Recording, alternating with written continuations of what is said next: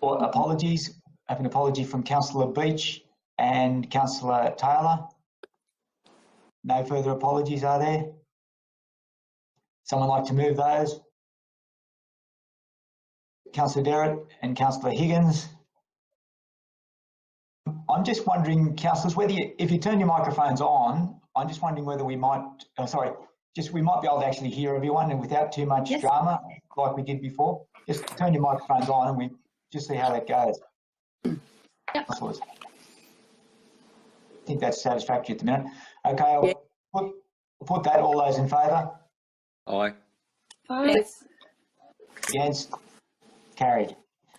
Moving on to the minutes of the ordinary council meeting held on Thursday, 26th of March. Now, there are a couple of slight amendments just to tidy up in those minutes that I might allude to before we make a start.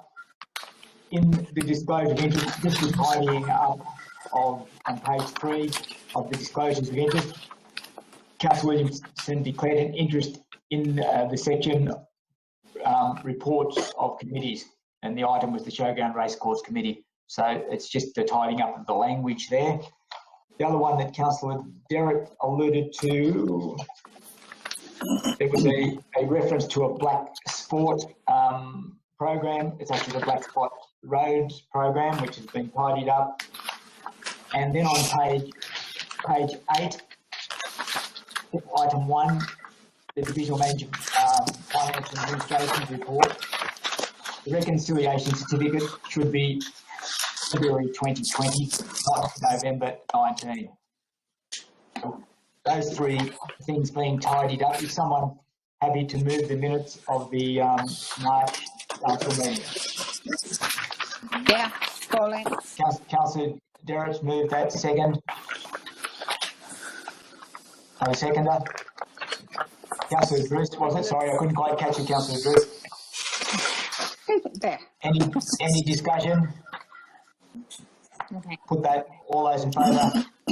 Against? Carried. Okay. Moving on. Yeah, no, sorry, councillors, I think we might actually have to turn the mics off. I'm getting a fair bit of feedback all the time, so we might just do that again. Yeah, I thought it might have worked, but it's not really working as effectively as it could have. Moving on to item 4, the disclosure of interests. Any disclosures to be made? I'll make a disclosure that I'll absent myself from the meeting at the time of report regarding Totally Smiles seeking a waiver of their rent. I believe Councillor Brewer was going to do the same. That's correct. Thank you. Further disclosures? Nothing else? Someone happy to move those? Yep, Councillor Walker, Councillor Williamson. We'll put that. All those in favour?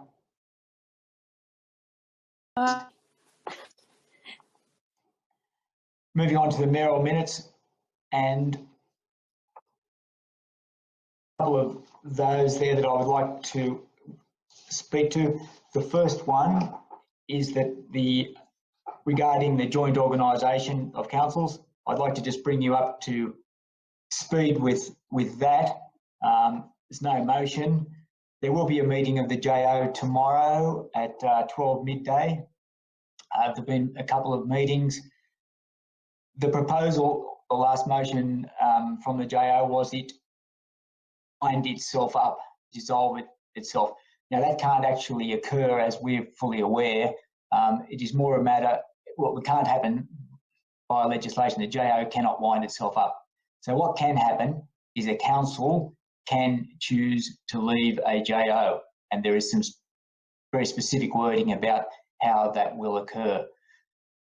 My view is that we should, as part of the JO, and I think I'll seek your opinion on that, but I believe it's more valuable to be in it than out of it, and I think there will be a time when the Office of Local Government comes into our JO, and that's something we're canvassing for from Warrenshire Council, comes in, shows us how it can be done better and how we can achieve some proper outcomes for the region.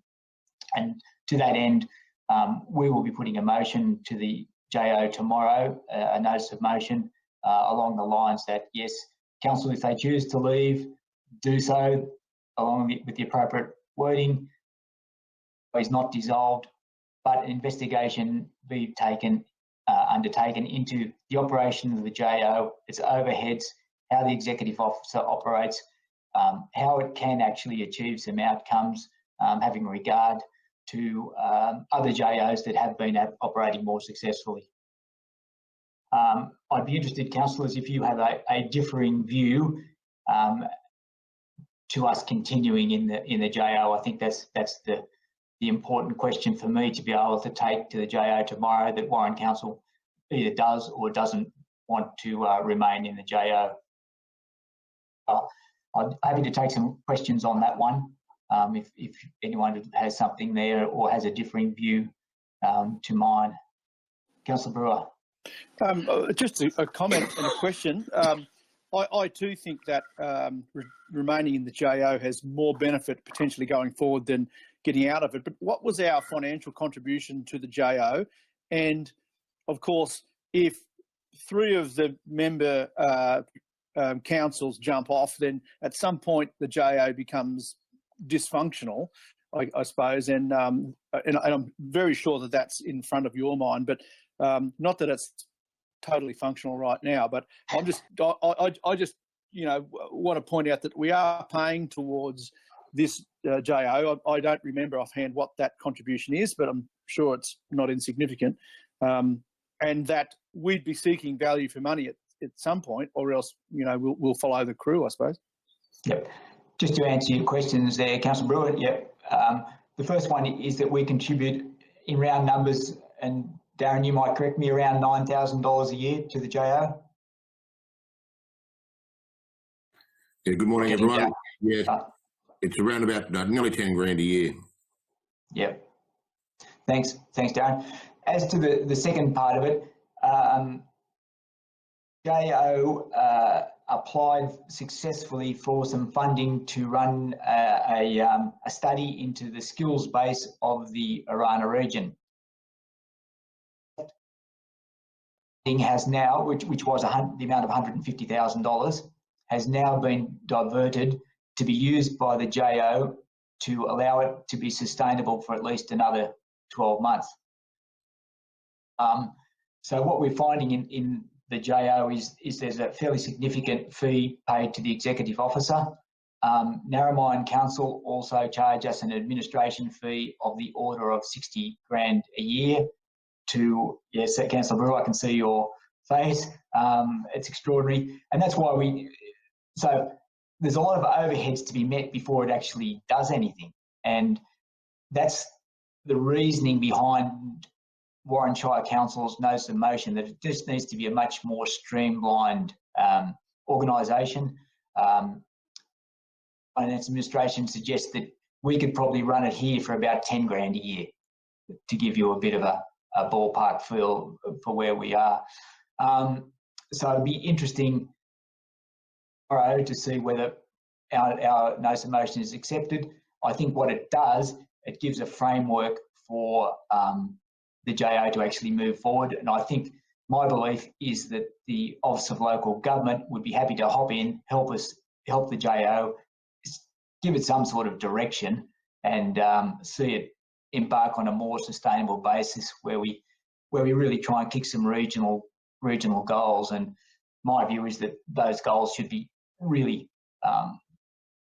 fairly tight, in that they should only really address advocacy, because I think as a joint organisation you can advocate for things like, as the old OROC did, the betterment of the Dubbo Base Hospital, which is sort of something that was achieved on a regional basis, but also just sticking to our knitting, the important things for our community, which are, in my mind, roads, communications, health, education and water. If the JO could just do those sorts of things and do them well, have some regional projects that wrap around those sort of areas, I think something can be achieved. So we'll wait with interest tomorrow. I think it's been, unfortunately, an organisation that's been a little directionless and yeah, not achieving anything like the sort of outcomes it could have achieved. I wonder whether the General Manager's got anything to add to that, because he comes to the meetings with me. No, General Manager has nothing to add. But we'll have a meeting. The meeting will be tomorrow, and I'll have a report up to the next council meeting about where we see that whole organisation going. Have received a phone call from Dougal Saunders, the member for the states east of us, which is Dubbo, I think it is called, is it?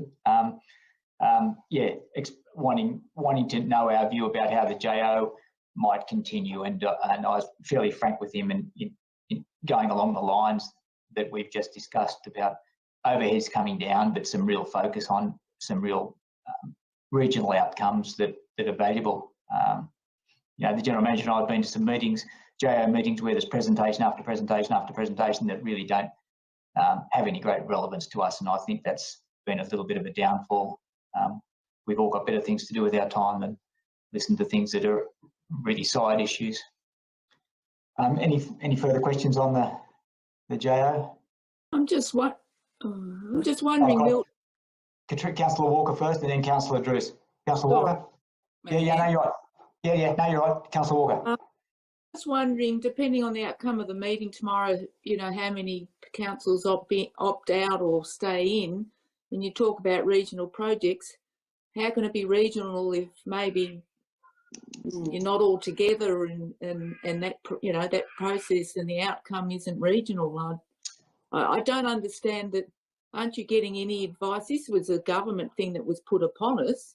Yes. So are they not giving you some advice, or giving you, or have you asked for advice from them? I don't understand how you put something on someone and then it starts to fall apart, or is it the councils that are involved in this JO that don't want to see it go ahead? Okay, first question. I believe all councils will, despite their threats, will all want to stay in it. That's my view. View also is that we'd love to see Dubbo part of it, because they're just such a natural fit, and they're our natural centre. I don't know whether that will happen immediately, but hopefully that might happen in time. Yes, I think the JO was established, and you might remember, Councillor Walker, we weren't early to the table to the JO. We stood back in view of the fact that we felt that it had potential to be a de facto forced amalgamation, and so that cost us a little bit, in that all the procedures, the office, all those things were established before we were part of the JO, and it's taking a little bit now to wind that back and get some sensible, I believe, a sensible way forward. But on the other point, when you said it, not regional, I believe the JO will exist in some form. I think we can, if we're a voice at the table, we've got one voice out of three. That makes anything we put up give it that much more weight. And I think there's things like the inland flat route that comes through our council and is on our local roads that we can push really hard. And the General Manager and Manager of Engineering Services have been to meetings where they've been one of the few councils there, and it's only a JO meeting. Unless you're in part of the JO, you weren't invited to that. So my view is we stick with it, but try and get some, you know, some really decent planning about how things could and should be done. So you might be the driving force, and others come in and join up with you. Councillor Walker. Look, I think if we can set the framework properly, then it falls into place. My view at the moment is that projects that the JO is trying to be involved in, they're coming in the back door. They're not running them. So there's, you know, proposed pipeline from Narromine to Nyngan, from the ball fields at Narromine. It's already sort of being proposed. It's not, and then they're trying to achieve some sort of financial outcome to make it sustainable after the project's already sort of half started. And similarly, there's a data line going from Dubbo to Cobar.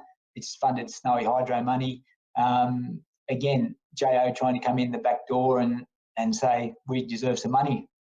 Okay. It just doesn't, it's back to front. I think the JO should say, we've got a really good strategic plan for us. Yes. Let's state and federal governments, we need some help here. We are the six councils in the JO. The JO is actually the 7th partner, and it gets funded equally with all the other councils, if you can imagine what I mean. So there's a lump of money for establishment or use of infrastructure, like there was a proposal we used at water towers for communications infrastructure, there's a fee payable for that. Well, the JO becomes the other partner in that because they coordinate all that, if you can imagine. Yeah. Anyway, look, we'll wait and see how it all transpires. But tomorrow will be an interesting day. But if we can get some sort of clarity and some sort of direction, I think the office of local government will come on board and really help us out, because the upshot of it is they don't want to see it fail. Okay, so there's a lot of potential there by the sounds of it anyway. There's potential with the right people and the right direction, Councillor Walker, like a lot of these things. Okay, thank you. Anything else regarding the JO? I think my questions have been covered. Thank you. I'm happy to support your proposal for tomorrow. Thank you. Thanks, Councillor Dress. Has anyone got probably what I need to know is anyone have a differing view? I think it's an outside commitment to our council, but I'd be hopeful that it's a beneficial outside commitment to our council. Thank you. Now I'm going to take just 2 seconds to grab a motion regarding Councillor Walker's matter, which you received the background information to. I'm sorry I'd forwarded that very late to you this morning, but just to give you a heads up about what we're going to speak about. I'm just going to defer to the General Manager whether somewhere, I'll just grab my iPad and I actually have a motion on that.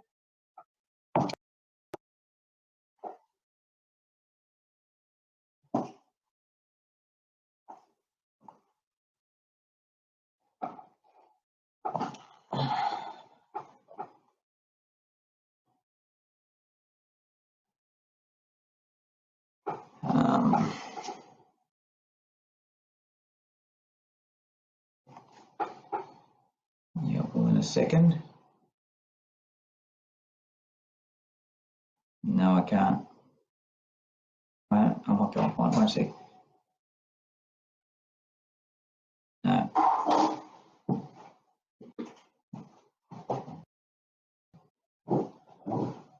The General Manager is very kindly. Is this what? So you had a different motion there, Glenn, at one stage. Your one. Do you want to go with that? I read that one. Yeah. See what? Okay. So, Councillor Walker, this is out of your email to me, and then the one that I forwarded to everyone else. And I think we, towards the bottom of that, where you've asked, as a result, we ask, is that where you're proposing that we go in terms of a motion? And what we're seeking there is, as a result, we ask, and it'll be probably to Mark Polton, we asked our local federal member to, 1, immediately address the inequity that exists between the drought response and those of crisis. 2, the government actions reflect the importance of the regions and value them accordingly. 3, we shift the focus on primary criteria and actions to those that relate to loss of income and protecting people when most vulnerable. And 4, that we safeguard and protect our resources and food security vital to all Australians. Does that paragraph there, Councillor Walker, that you've written, does that encompass what you were trying to achieve here? Yeah, I believe so, and I know it's at the end, which is a bit different to having it at the beginning. But I suppose the explanation and the reason for the motion is at the end after, yeah. So that's why we put it at the end. Yeah. No, Beginning. That's fine. It's just that is the framework that you want that the motion would be set in, and then all the rest of it is background to why the reasoning to why you've come to the need for that motion. Yes. Yep. That's about it in a nutshell. Yep. So I'm happy to move that then, Councillor Walker, and if you would happy to second that, then we can speak to that if needs be.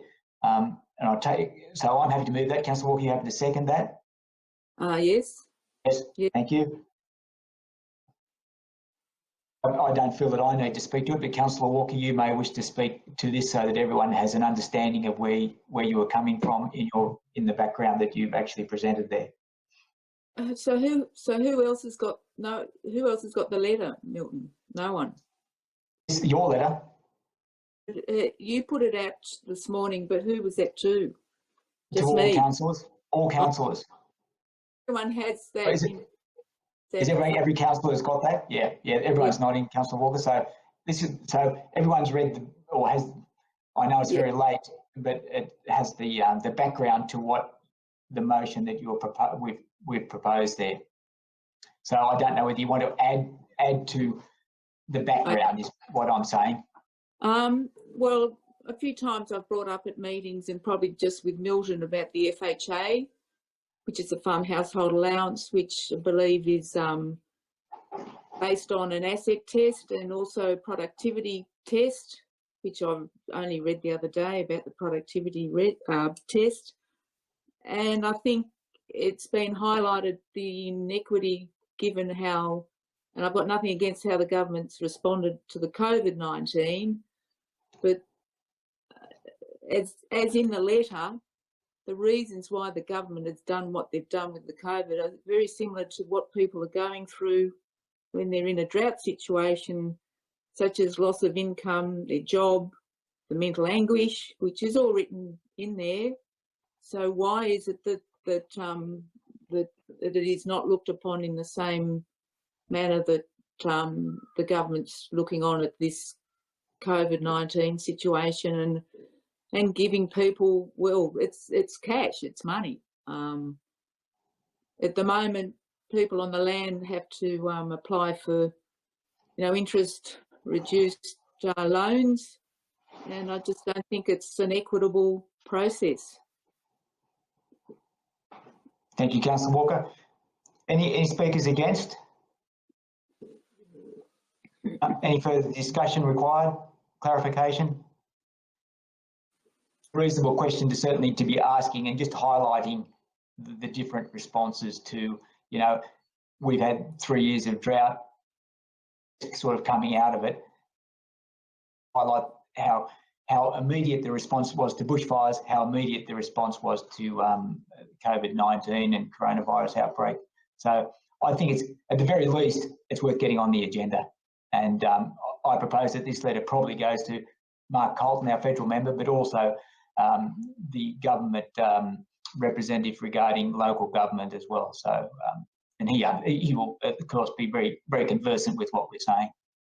I'd also like to see if you think it's all right to send it to, say, Little Proud and even Morrison. They might be very busy at the moment, but even, and the State Minister for Agriculture, New South Wales Farmers. I mean, I wouldn't like it to be restricted in who it's sent to. I think it's an important issue that I think should be put out there to many people as possible.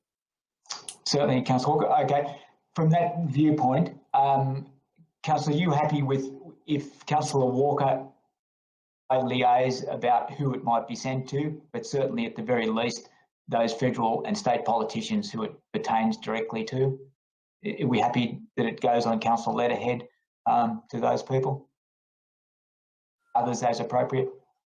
Yeah, thank you. I'm getting agrees. And Councillor Brewer, you've lost your patent and sign, the OK one. I got an upgrade. I take, sorry, Councillor Brewer.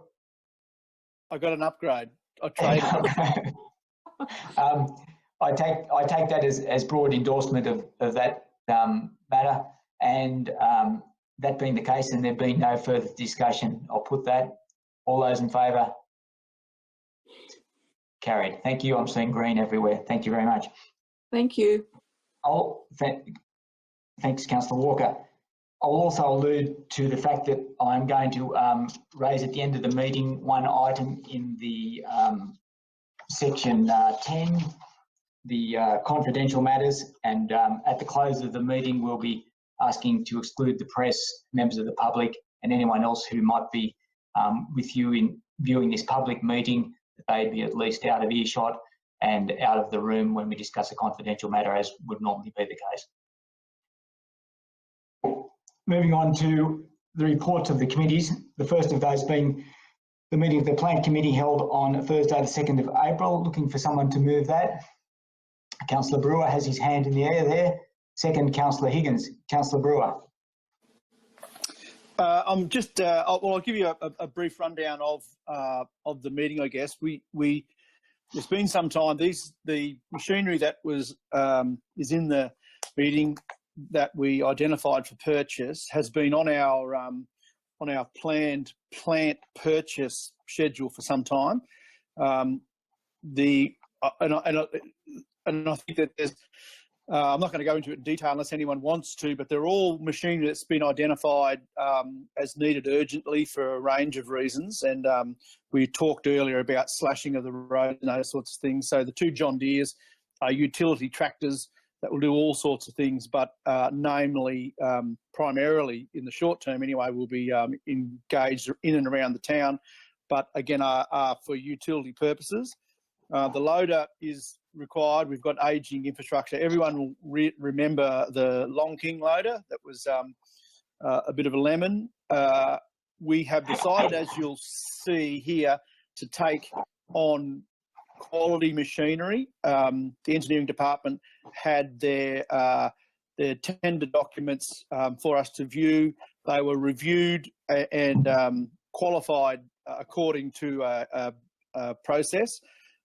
You'll also note that most of those prices are slightly over budget, and that's a combined factor, I think, of the passage of time, remembering that we spent almost nothing last year, some smaller plant really, and we sold a fair bit of machinery, the trucks and those sorts of things. So we hadn't bought anything for some time. Those prices were probably more than a year old, those estimates on purchase. So it's I don't think it's the end of the world. They're all quality machines which will have excellent resale value, and that was one of the big ticket items. And they are all easily meeting our physical requirements for this plant. Overall, there's a shortfall of $46,000 for the 4 pieces of plant that are on that list, with some machinery yet to be sold. So at the end of the day, the impact on budget for this will be that the grader, which is basically one of the next major pieces to buy, we only had half of the budget for, so we're not buying that straight away. What it means is we have less budget for the grader than we have left over to carry over into next year. So the knock-on effect is that the grader will need to be funded, in a longer sequence, I guess. But anyway, if anyone would like to ask any questions on any of that, please go ahead.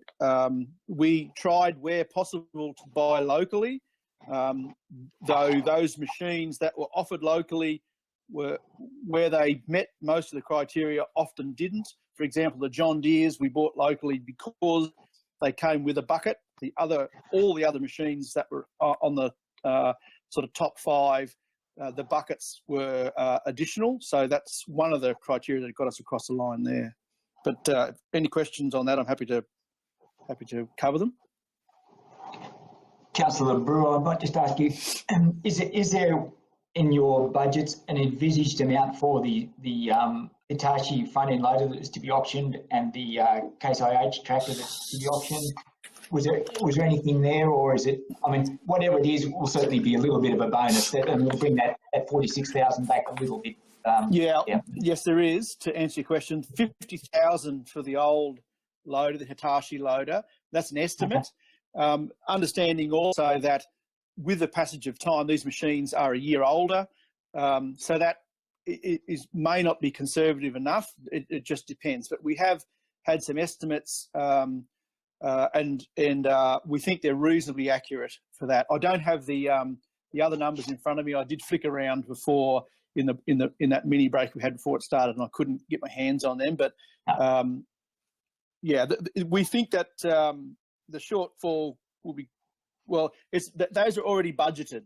So yes, to say that they will cover the gap is disingenuous. The gap exists, which is 46,000. The budget was already balanced, if you like, based on the resale estimates. So that if we don't get 50,000 for the loader, then that's a shortfall again of whatever that delta is. Yeah. No, that's fine. I'm just wondering what ballpark is, whether we're talking about 5,000 or 50. 50 is obviously a lot better than 5. So, well, it's a desirable machine, and though it's old, it's still got a fair bit of life in it, and it's a massive, great big old beast. So it should be worth something. Thank you, Councillor Brewer. Any further questions to Councillor Brewer? Comments before we put that? Thank you, the Plan Committee, for getting through that. And I know the tendering process was quite rigorous, and I think my belief is you've achieved some really good outcomes there with where that's ended up, and being able to support locally as well as is possible, as Councillor Brewer alluded to. So that's excellent. Sorry, anything further before we put that? And all those in favour?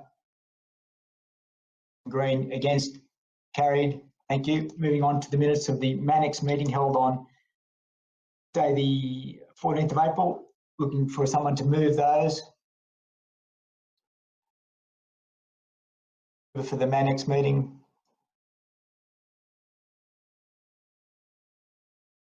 Councillor Irving, are you moving those? Yeah, I can.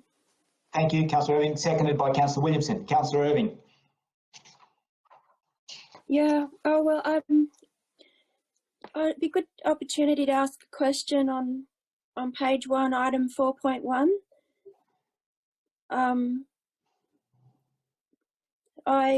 It says council chambers carryover 1.4 million there. I just wondered, is that still the same, or is it changed from that?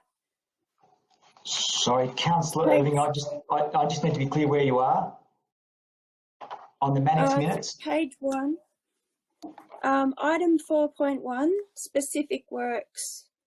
Oh, okay, and then in the detail. That's right, but I just wanted some clarity. Asking? Yeah, with the 1.4 million for council chambers, is that budgeted on that page? Item 4.1, specific works, is that still the same, or is it 1.2? It is 1.2. The original budget for the building, as councillors will recall, was 1.4 million. Since that it just recorded. Yeah. Should that be changed in the minutes at all? No, it's because it's the total program. Yeah. So yeah, everyone understands where we are with that, and we'll come to that perhaps in the Council Chambers Development Sunset Committee. The original budget was 1.4. Effectively, 200,000 has been spent demolishing the old building, filling in the well, etc., drawing up plans, getting to where we are today. Yep, everyone clear on that? Thank you. Any other further questions on the Mannix minutes? That being the case, I'll put all those in favour. Carried. Moving on to item 3, the meeting of the Council Chambers Development Sunset Committee. Someone to move that? Well, I'm happy to move that. someone to second? You, Councillor Walker. Information, I think, councillors, is in front of you. I know, I understand that that's been tabled late, but all we've been talking about really in the last little bit is the need to change the front facade of the building as per the last Sunset Committee report that went to the last council meeting in March. So the proposal now is that we engage the architect to draw some steps that will go parallel to the present building, the administration building, and therefore allow stairs which are not necessarily a mandatory component of the building, but the committee felt that that was a reasonable way to go. There's room to fit the stairs in. They're on our own land. One of the original proposals, or the previous drawings, had the steps going out into the street. It's not part of our land, and it went over the top of some services, significant electrical services, that if something went wrong, it's very untidy. So that's that part of it in terms of the external facade of the building. Second part, item 4.2, is a request to call for quotations for the new council chambers and extensions to the administration building. So we're saying there's $1.2 million available in cash at the moment, cash funded, restricted funds.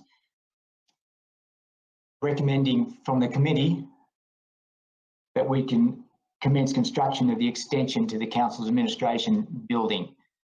Now that will mean engaging local contractors, which we think is a valuable exercise at the moment.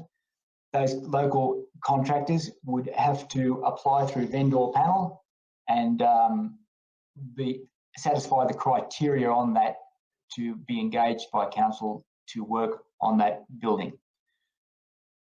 We'll be asking council for, and this is part of the recommendation from this committee, the council allocate $300,000 from the Infrastructure Reserve Fund towards completion of the administration building, the council chambers, and the rear office area, but only to lock-up stage. So the rear office area that would encompass the general manager's office and various the executive assistant's office would not be fitted out at this stage. The building shell would be completed to lock-up stage, and that would, over time, a significant amount of money rather than revisiting that whole exterior shell. As we all know, adding on to something is often really a difficult process, costing you double what it would have cost if you'd done it once properly at the time. And you know, we can speak fairly confidently to that regarding the Sporting and Cultural Centre. That was always just built to the right size within the budget that we had at that time, and then has been fitted out since 1996 and continues to improve. So I think that's a very valid way a valid way of going forward. The other thing councillors need to note is that the front facade of the building will be brick, and some of the wall going down next to what was the old National Australia Bank, Tony Van Lubek's building, will be brick. Then there will be a step, so we can go to within 1 metre of the boundary there in terms of fire rating capacity. Then there will be a step back when it comes to the office areas. That'll be 3 metres from the boundary, and we can then go to lightweight construction there, which will be cheaper, but still very effective. It won't be seen from the street, but nonetheless very, very presentable in hardy plank or something of that kind. My belief is the time that we just step up and do this. It will help a lot of local contractors get some work, I believe, and budget has been screwed down thanks very much to the General Manager and with some significant help from Blake Derrett, and I know that's a conflict for Sarah, but nonetheless I will note that they've achieved some in my belief, some wonderful savings that will make this project achievable. You know, we started at a $3 million plus project, and now it's back within the realms of possibility, as you will have seen. I think everyone got the attachment, did they? That highlights the budget. Did everyone get that full page, single page at the end of the business paper? I believe it is. Yep. I know it's a little bit hard to read in smaller print, but there's a section there that takes out about 209,000, and that pertains to the non-fit out, or the fit out that we're not going to do of the back area, and that brings it back to within an achievable a budget, we believe. Just to let you know, I don't know whether I mentioned it, but the infrastructure reserve sits at, Darren, I'll stand corrected there if you're still on board. Yes, he is. Infrastructure reserve, Darren, is 700 and something thousand. Yeah, through you, Mr. Mayor. At the end of June 2019, the balance of the infrastructure improvement replacement reserve was 767,623, so 767,000. So therefore, Darren, if we were to take out 300k, there's still 400 and odd, 50 odd thousand, 70,000 was it, available? Yes, that's correct. And with the wrap up of 2019-20 accounts after 30 June this year, what we've always done in the past is restricted any capital works that are carryovers, and then we come back to what we call an operating cash flow of about 500,000. So anything over the 500,000 that's unrestricted will go back into that reserve to, for projects such as this or other things that may come along. So, my guesstimation that there could be, upwards of, 100 grand that might even go into it by the end of the year. But I don't want to say that just yet until all programs are finished. But because of the fact with COVID, the drought and things like that, that there will be savings, I believe, prior to we roll over to the 1st of July. So, Darren, I'd be fair to say that this won't place any great financial burden on council if we were to move forward with this project. No, that's correct. The only thing it would do is obviously decrease our cash at bank, but with interest rates running at about 1.07%, we're really not going to get much on it anyway.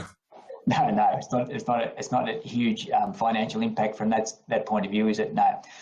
And I think, councillors, we probably need to recognise that the whole point of having an infrastructure reserve was to fund really worthwhile projects, and it is my belief that this is a really worthwhile project. We need to have a council building that functions well. This whole building was precipitated by the fact that there wasn't access for disabled and elderly people up the stairs to the council chambers to come to a public meeting. And result were to adopt the recommendation of the committee, we were to build that building, then suddenly we're in a lot better position in terms of opening up our meetings to the public and really addressing the whole intent of how this process all started. Beyond that, I think it's important to have a pleasant, functioning workplace for all our staff, and I believe it's also important to present a pleasant, functioning facade and entry to our building that indicates that we're a professional organisation. We're doing a good job, and your front door is that first impression.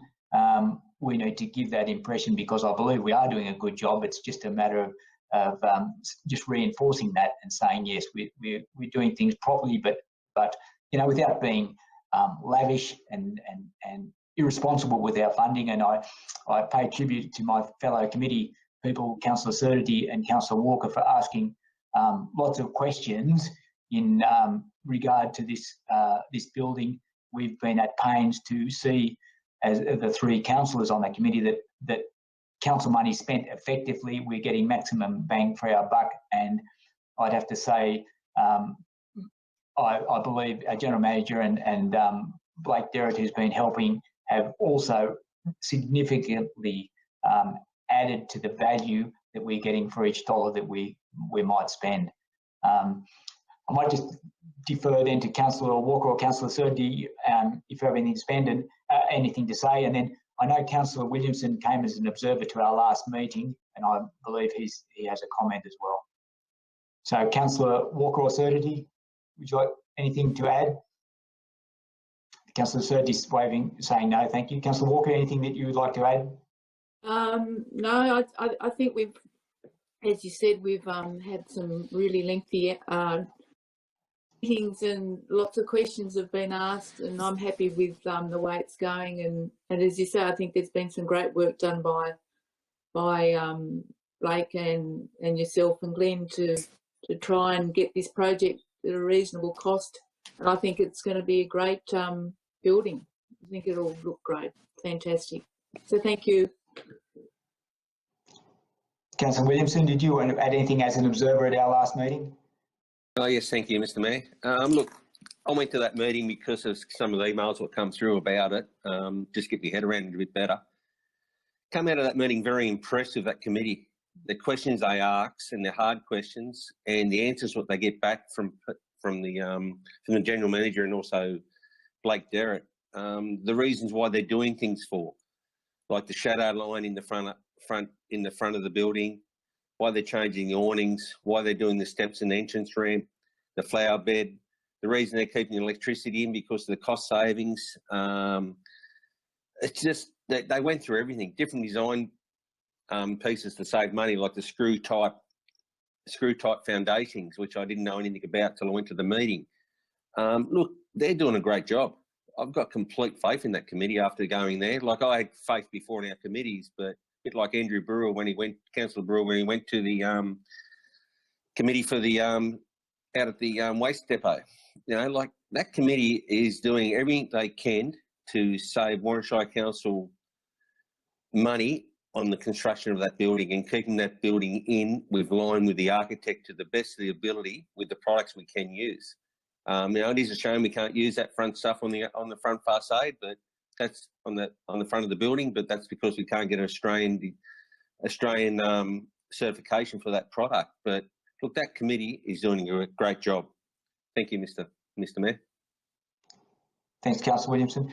Is there any further comments, questions before we endorse that? So keeping in mind, we're making a big decision here, councillors, and I believe it's the right one, the correct one at the time. And I believe if we don't perhaps step up on this occasion, then we'll be putting ourselves back another 10 years. And this idea's been floated around for some time. I think we've come up with a fantastic design and envisage getting a result, you know, in 12 months' time that we'll all be very proud of. Sorry, I'm in front of myself. Is there any further questions, comments before we put that? Brewer. Yes, of course. Can I just ask what the anticipated time frame is for the project completion? I mean, commencement. I know that we've done a bunch of stuff already, but did the committee have an idea of when it might start? Subject to this council meeting, I will endorsing what we were proposing in terms of a budgetary sense. I think it'll depend on the architect getting back with some drawings, and then fairly immediately after that we can start on the process. But I might just defer to the general manager for that one. No, the general manager said exactly what I'm saying to you, is that yes, get the drawings to the architect, get those front stairs, the front sorted out. So the committee's very clear on where they want to go with the front facade following our last meeting, and we've actually had some supplementary meetings after that to be really clear about what we're wanting to do. So from Monday, we had another meeting yesterday afternoon to say, yes, this is exactly it. And so we'll get those drawings to the architect, get that done, and then the general manager just confirming that we'll be ready to go almost immediately after those drawings are completed. Sorry, and Councillor Irving, you had a question, comment?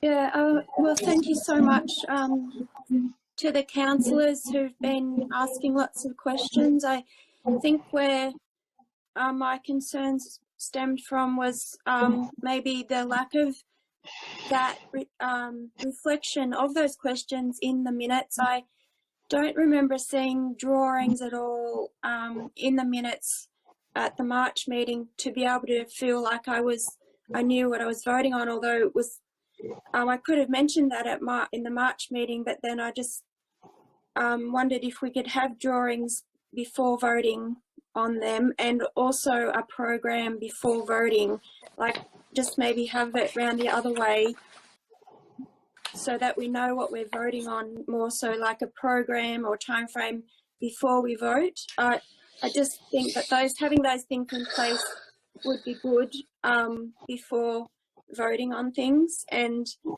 in the report, I've noticed that addressing my concern, it mentioned there would be no stairs, but earlier in the report it says there will be stairs. So I just wonder about the consistency of the record taking, and wonder if we could improve accuracy in reporting. So that's nothing to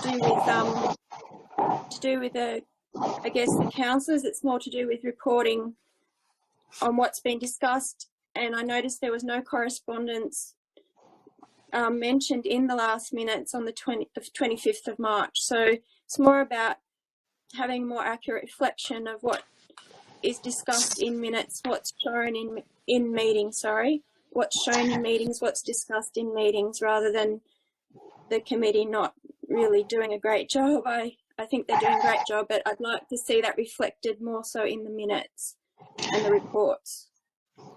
Yeah, I'd like to remind Councillor Irving that the minutes are the minutes. We've had the discussion as a committee.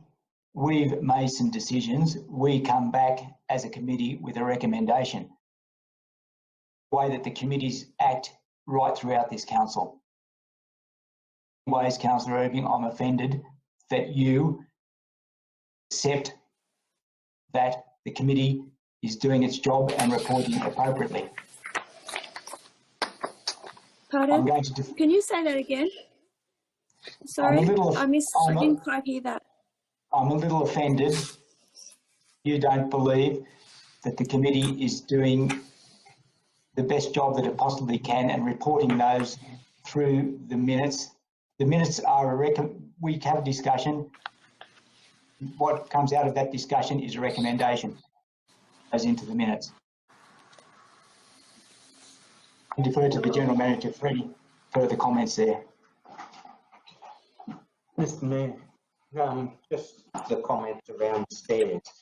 The report that went to the committee did not include stairs in the costing because the cost of the stairs, as part of that ramp redevelopment, was pushing the budget out, and there was no legal requirement for stairs. The minutes are totally different. The committee has recommended that stairs be included. And as with any report to council, a report sets the basis for discussion of council.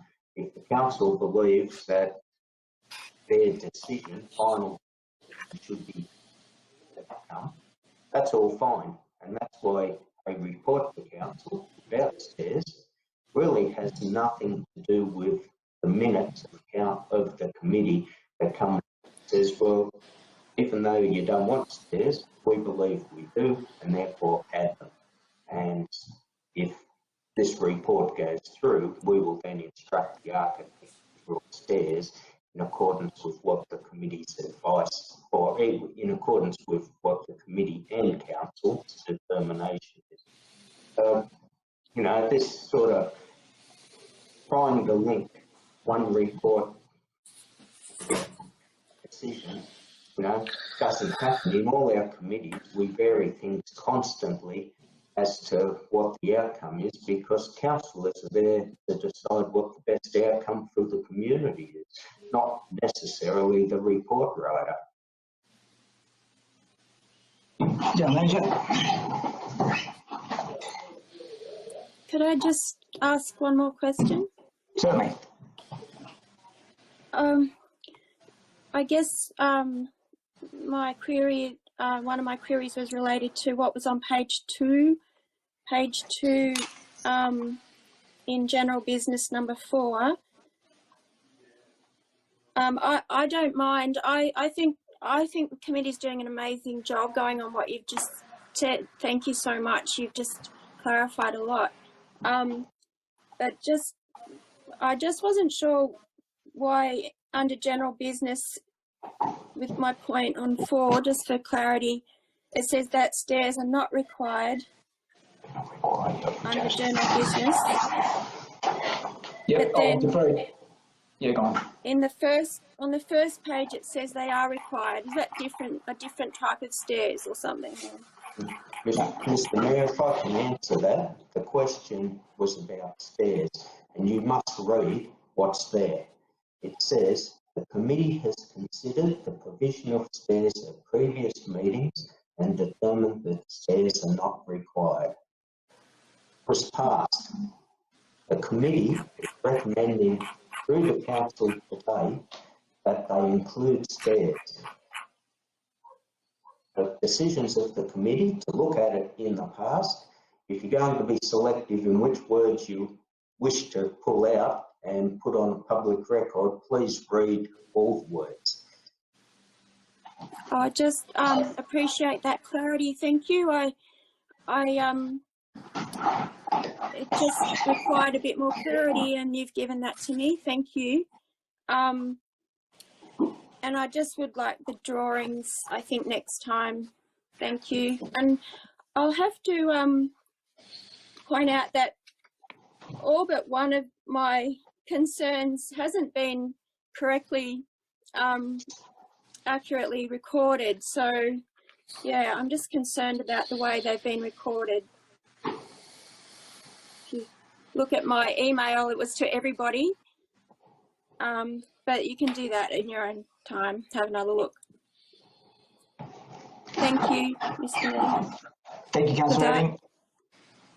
Is there any further discussion before we? I mean, I think we need to be pretty very clear that we're going to proceed with this wonderful project. And I'd invite any comments before we actually determine that that's the way forward. That is our intention, to build this building and see it through. Any further questions, comments? As I put that, all those in favour? Sorry, Councillor Irving, but I'll hold for 2 seconds. I won't put that. Councillor Irving? I'm happy for the project to move forward. I just was concerned about the way my concerns weren't accurately represented, so I might just have to vote against it on that point. We haven't put the motion yet, but we'll do that now. Happy to put the motion as tabled. No, I'm not. I'm happy to. I've moved it. Councillor, who's the seconder? Councillor Walker, you might remain happy to second that. In that case, put that. All those in favour?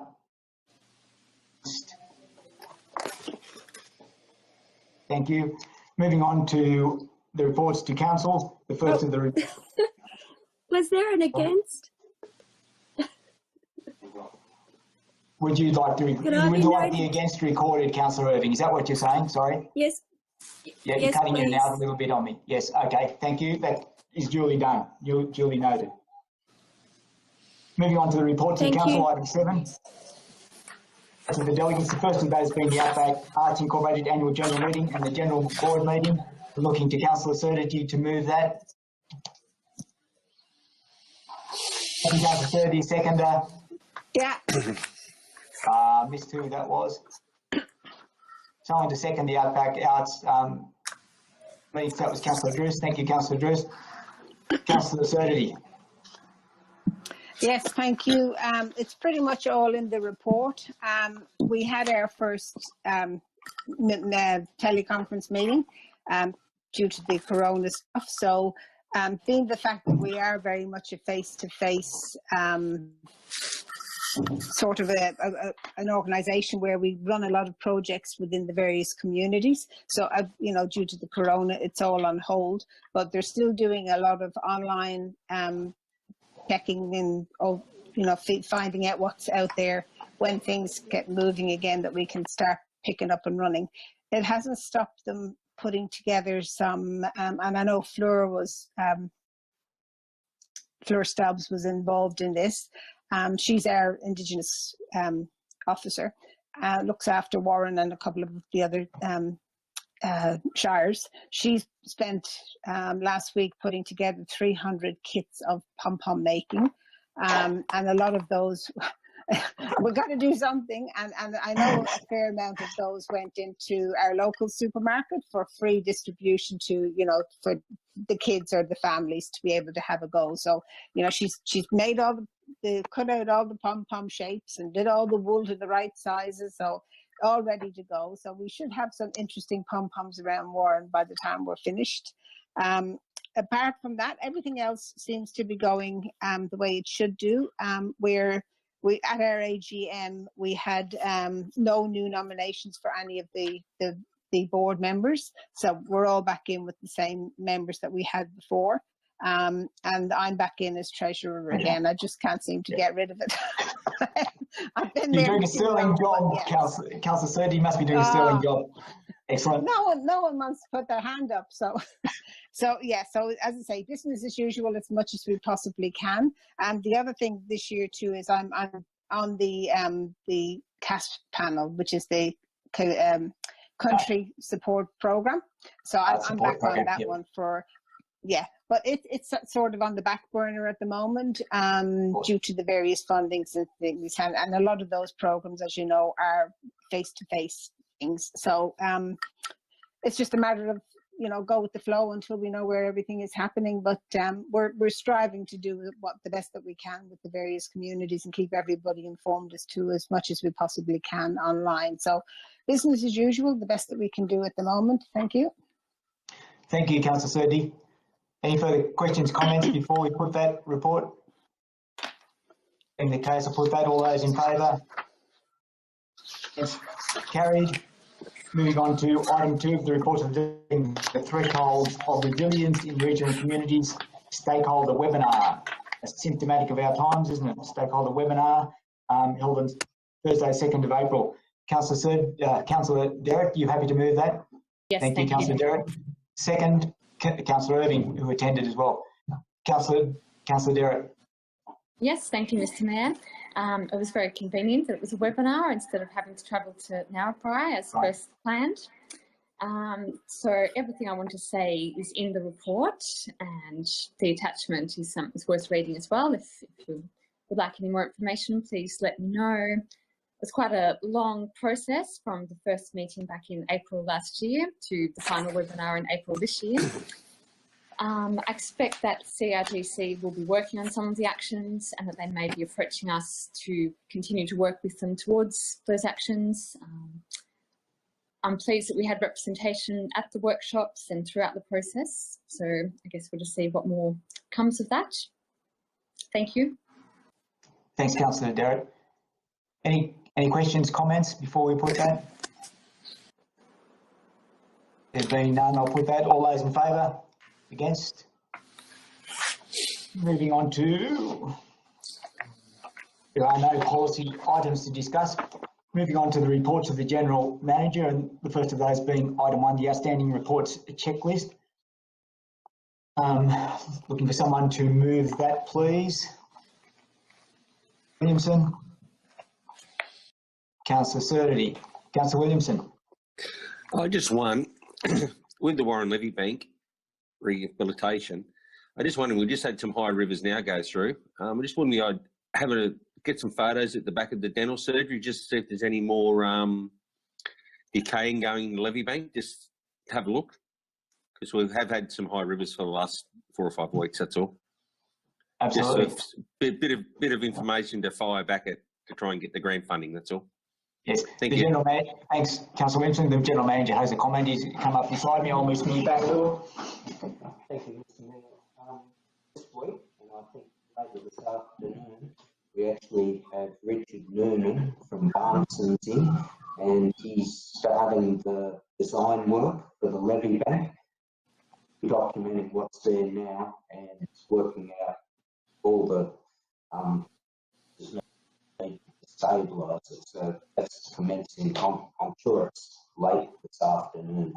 So That's where that's up to. Thanks, General Manager. I think that's, yes, I know we engaged Barnstons, and now that something's actually happening in that space is reassuring. Does that satisfy your concerns, Councillor Williamson? Yeah, yes, thank you. Yep.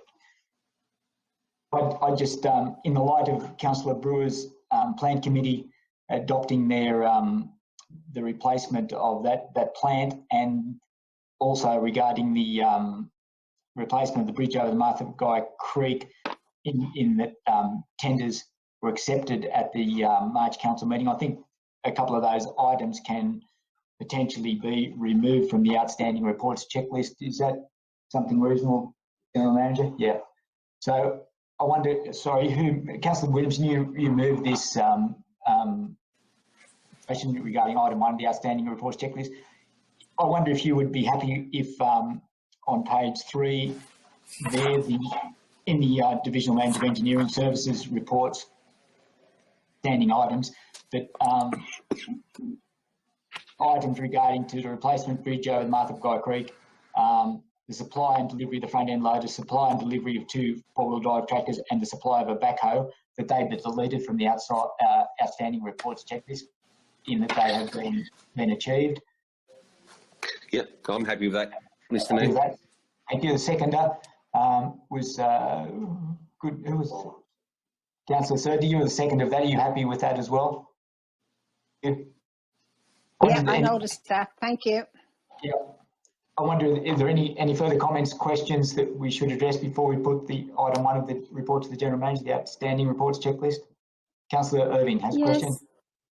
Yeah, thank you. I wondered if we could add, if Councillor Williamson was happy, under Manager Health and Development, to add the pool concept plan.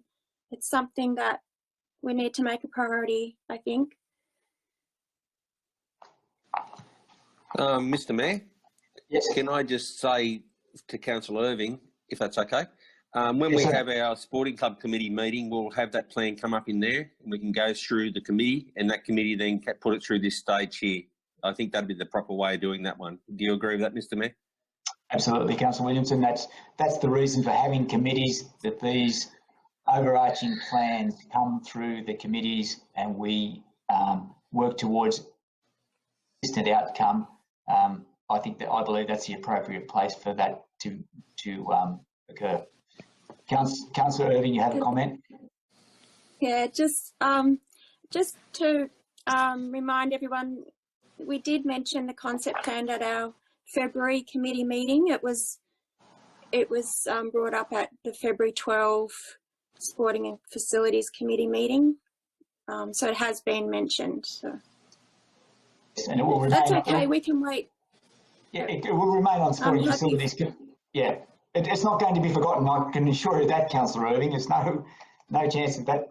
But it all forms part of the Carter Oval Sporting Recreational Precinct, and those things will all fit together. You know, we've had provision for a water park there. How all that will fit does become part of the whole overall master plan for the whole precinct, but then working backwards towards how the pool might be integrated with the water park, etc., and the skate park next door to it. Yes, it's not going to be forgotten. I think the committee should deal with it in depth and then come to council. And it's not an action that's going to be. It's not at the moment. It's not an outstanding report, I don't believe. Further comments before we put item 1 of the outstanding reports checklist? Councillor Derrett. Thank you, Mr. Mayor. I just have a quick question about the time frame for the trial MOU with Warren Youth Group. I understand we're still waiting on information before that happens.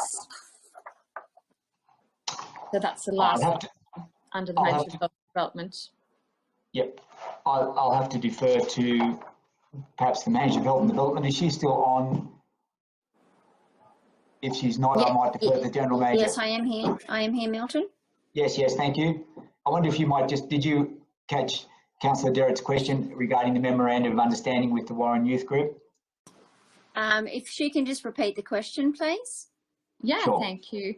So I was just asking if there was a time frame for the trial MOU. So I understand you're still waiting on the service agreement and the schedule for contract before that happens, but just want to know how far away that might be. Yeah, thank you for the question. The service agreement will start as the 1st of July. So I have not received a draft of that to review as yet. I have drafted up a memorandum of understanding to review with the youth support group. Yep. So yeah, I am drafting that up. Yep. Excellent. Thank you. Thanks. Councillor Williamson appears to be having some trouble with mosquitoes. Is that correct? Correct, Mr. Mayor. It's not mosquito proof at my office, I'm afraid. Thank you, Manager of Health and Development, for that update. Councillor Jarrett, anything further? No. Are there any further questions on the outstanding reports checklist? There being no further questions, I'll put that. All those in favour? Against? Moving on to item 2 of the General Manager's report, that being the committee/delegates meetings. Someone to move those. Someone's Councillor Sturdy behind the Councillor Sturdy and Councillor Walker. I'm getting. Councillor Sturdy, your screens. Yeah, I couldn't see exactly who it was. Councillor Sturdy. I clicked on the wrong side. Sorry. You were agreeing, yes, but I couldn't see who it was agreeing. So apologies. So moved by Councillor Sturdy, second Councillor Walker. Councillor Sturdy. It was probably behind it. So you're just happy to move? Yes. If I can add one thing to the meeting schedule minutes, if I can, for Outback Garden. Yep, certainly.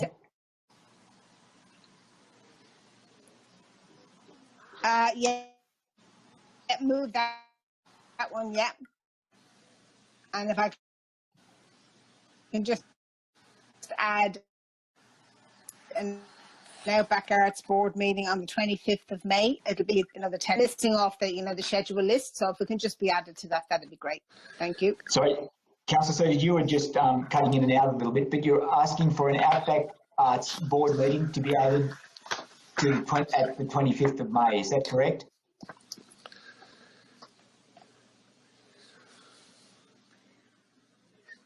Sturdy, we've lost you, I think. Yep. Councillor Sturdy, I'll just record this so it is recorded. You had to add a meeting to 25th. Is that better? No, cutting in and out again.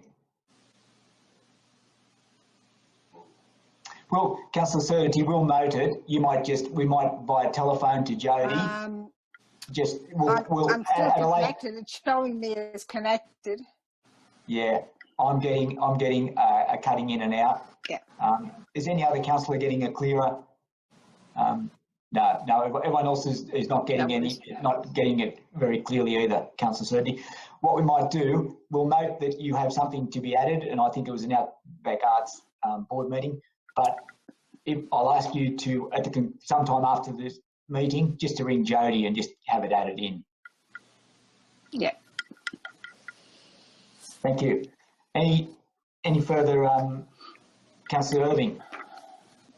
Yes, Councillor Sturdy's happy. I think just change the location for the Council Chambers Development Committee from electronic to on-site.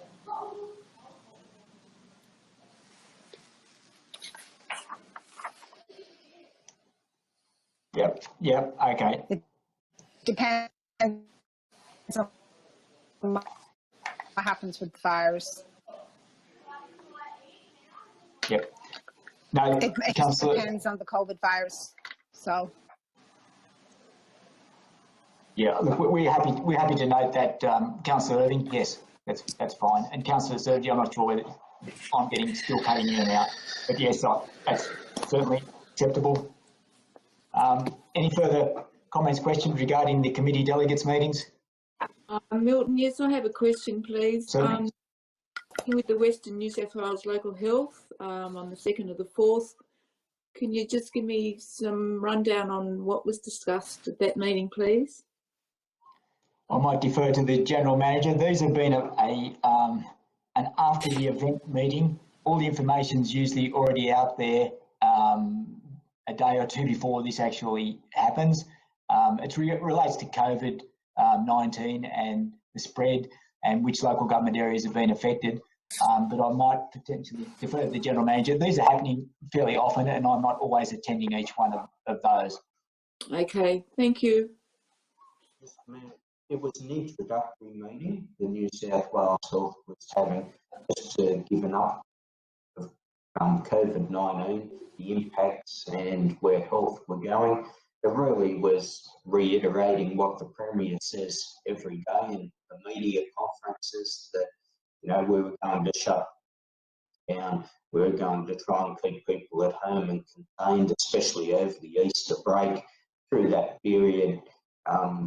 You know, and each week there's a meeting, a teleconference, and really it's just a rehash of what you've heard on the 7 o'clock news on the ABC, you know, because they're keeping a very consistent line. But from our side, you know, we do get daily updates from either health or through our LEMC, Local Emergency Management Committee, and you'll hear about it on the news. So we just get pre-briefings as to, you know, where people are testing positive, and thankfully that's reversing at the moment.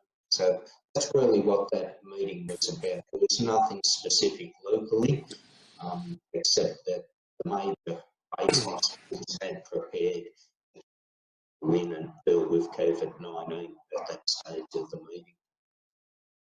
Okay. Thank you.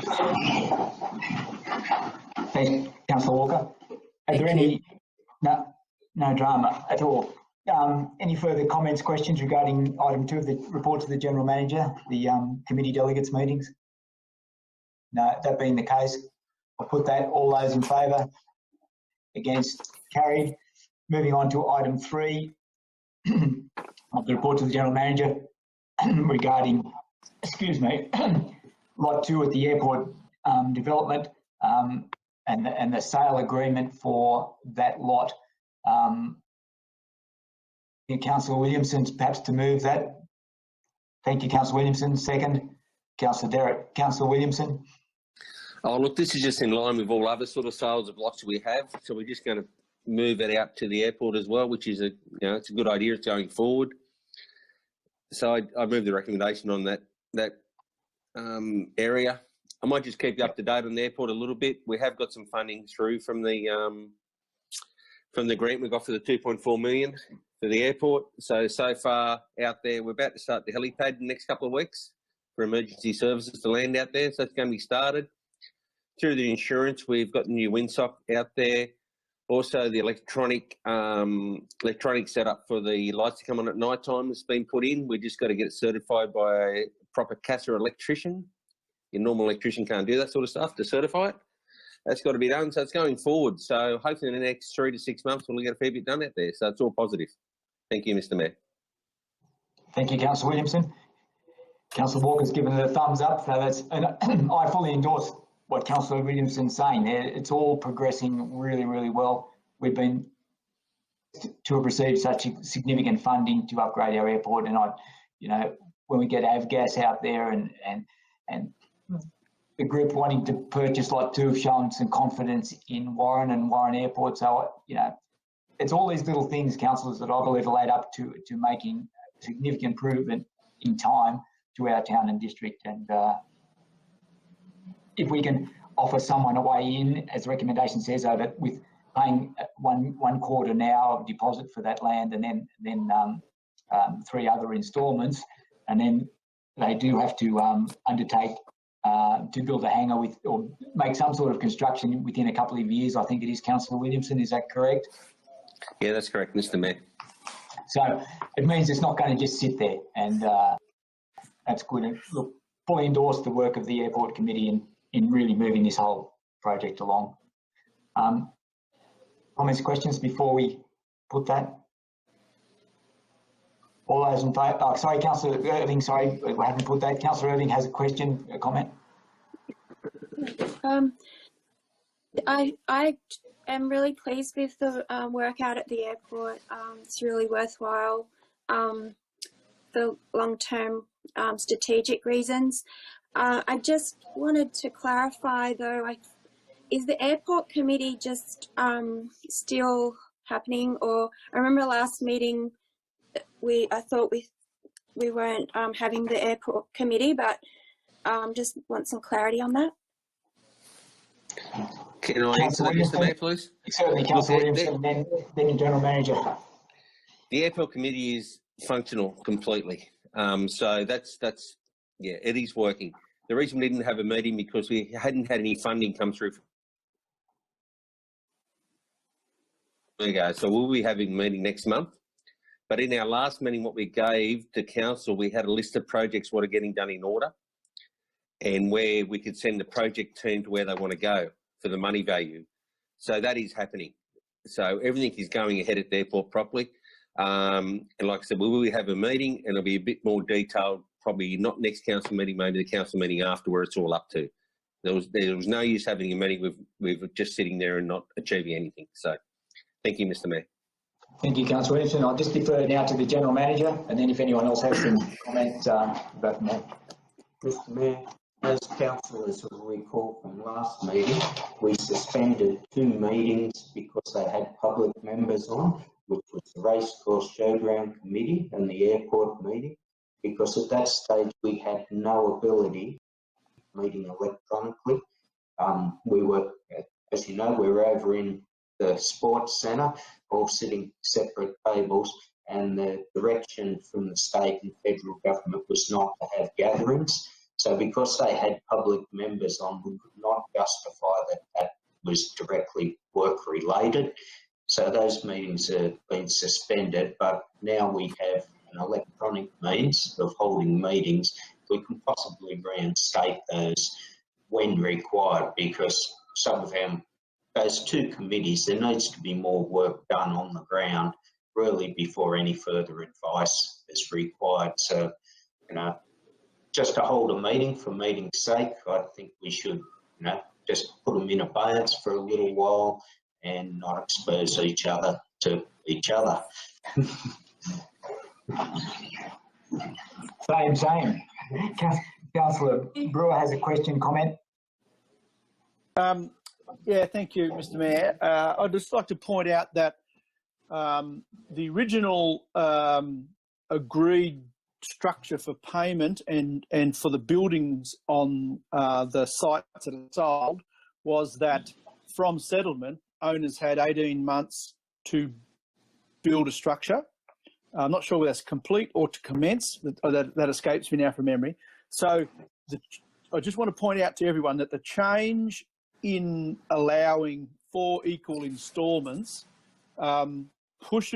essentially pushes that 18 months out until that final instalment is made, because it was based on settlement, not on first payment or anything like that. We didn't look at instalments at that time. I don't think it's inappropriate at all, but the reason we put that covenant in place was so that people didn't buy them and sit on them and never build. So we just need to be aware that it'll be it's a potentially longer time between first payment to final payment, and then therefore settlement, to when that covenant takes full effect.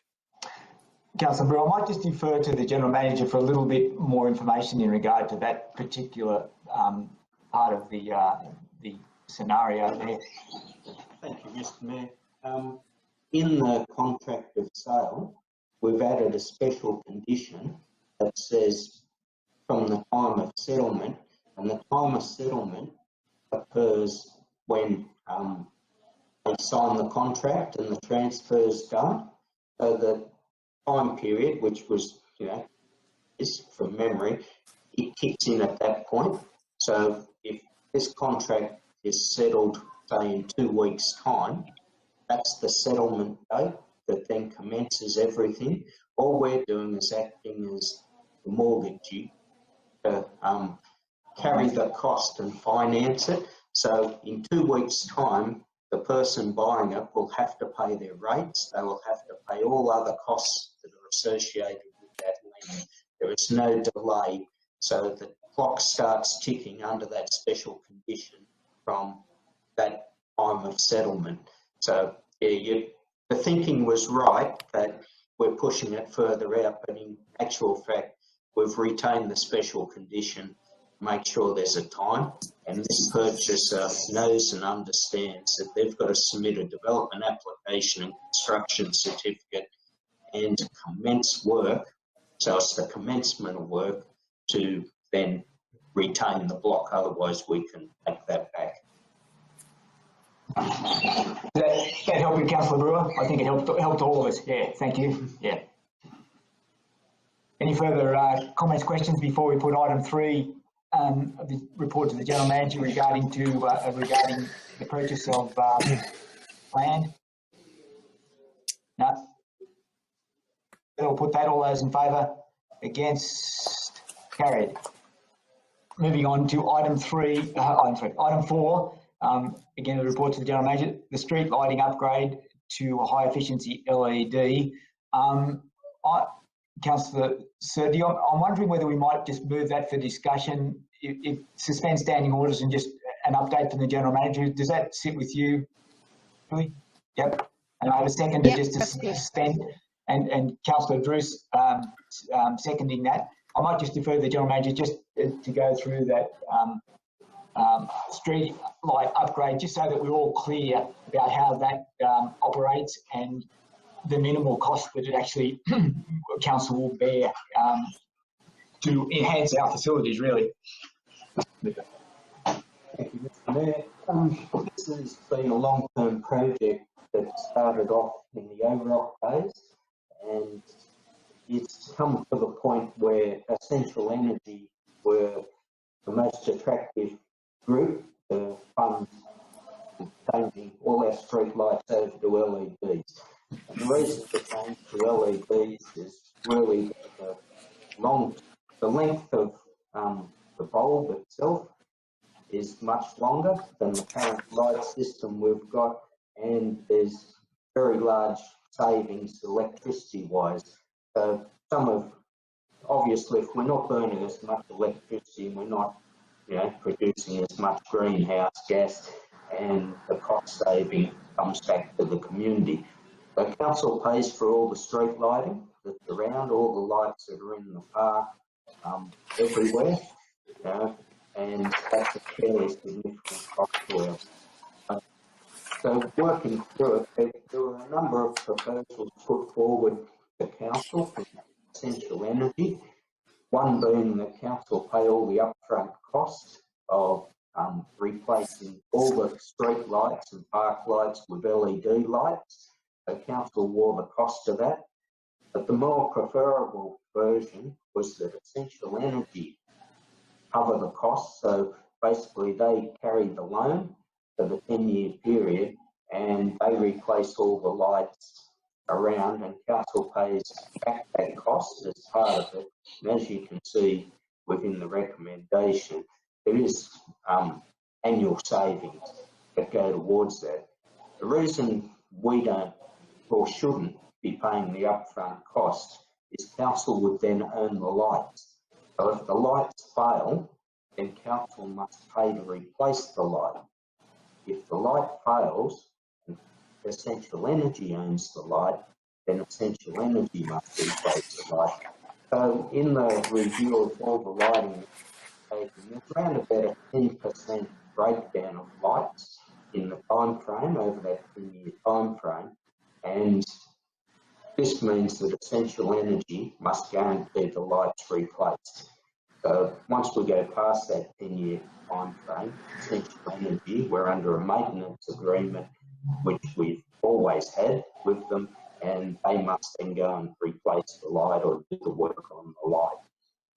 So the light itself is going to be much more cost effective. The light will be white, so you'll end up with much clearer light. There there is potential for these lights to have adjustments put on at later stages so that the lights can dim down and come back up. A bit like the solar lights we've been putting in around that, you know, they run very low, and when someone comes within the light's range, they actually brighten up. So there's cost savings on those, but Essential Energy does not have the technology yet to put that in. Part of the OROC system, we had all this reviewed by an independent consultant for us to make sure that the numbers were correct, that Essential Energy was being honest with us, and that everything stacked up. And that's come back showing that, you know, we're going to make significant savings as we go forward. That's the report. Happy to take questions. Any questions at all, councillors? Councillor Irving. Just in relation to, sorry. Yeah. So, yes, it sounds like a fantastic plan. I just wondered how, if the LED lighting probably doesn't, if it fits in with some sort of renewable energy plan that we might have down the track to use solar power for our street lighting, or whether that's not really going to be integral to that. Mr Mayor, answer the question. Yes, it should be part of Council's long-term plan to reduce all its electricity costs and greenhouse gas outputs. Then we connect them to solar panels.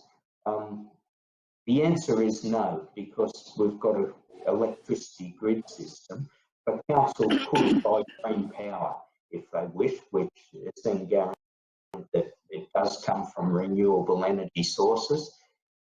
There was a third option, which meant Council bought all the poles and wires and run the system itself, but that meant Council had to take full responsibility for all electricity, and because we couldn't afford to do that, buy the system out and then run the system, because we're not set up as an electricity provider. But, you know, but discussion within Council that we have a look at what this plan will be and how can we bring in panels for other major facilities such as water, sewer, pool, sports centre and all those things. And hopefully we can, you know, make some savings through that system. But yeah, street lighting, you can buy it as green energy, but the price goes up and you'd probably negate any savings if you're making at this stage. Thank you. Any further questions before we reinstate standing orders and move on with this? Councillor Zernity. Yeah, just one confirmation. It includes both villages as well, doesn't it? It's all streetlights for the whole of the Shire. That's correct, Do you hear Mr. me? Mayor. We're replacing street lights for the whole of the Shire, including the decorative lights down Dubbo Street, the big overhead decorative lights. They get replaced with LEDs, and we're just working on the coloured lights on the highway. So those orange lights, and there's a change to those. So we're getting them to confirm what the replacement is on those, but they will be high, you know, very bright lights, the same as are there now to show the highway and road route through. Okay, there's just one other query. In relation to the lights that are on the highway, you know where the railway crossings are on the Oxley Highway and the Mitchell Highway? Yes. When we put those up in the beginning, there was a problem that we had with the way they were aimed down onto the highway.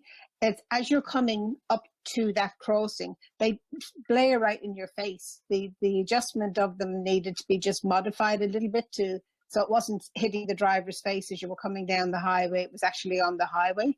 So we just need to be mindful of that if they're going to be brighter, that we don't end up with that problem again, because it's as you come up to them, you just sort of suddenly get this blinding light in your face, and it takes a couple of seconds to get your vision back again. So yes, so if you just wouldn't mind keeping that in mind, that'd be wonderful. Thank you very much. Yeah, yeah. No, noted, Councillor Certainty. Thank you for that information. Thank you. Is there any further questions before we reinstate standing orders? No, no further questions. Then I wonder whether the mover and the seconder, which were Councillor Certainty, Councillor Drews, move to reinstate standing orders. Thank you for that. Yeah. All those in favour? All those in favour? Yes. Against? Carried. Now, Councillor Certainty, I'm wondering whether you would like to move the recommendation regarding the streetlight upgrade to high efficiency LED technology. Councillor Certainty is moving that, seconded by Councillor Drews. I don't believe there's any need for. Is there any need for any further discussion before we put that? That being the case, put that. All those in favour? Against? Carried.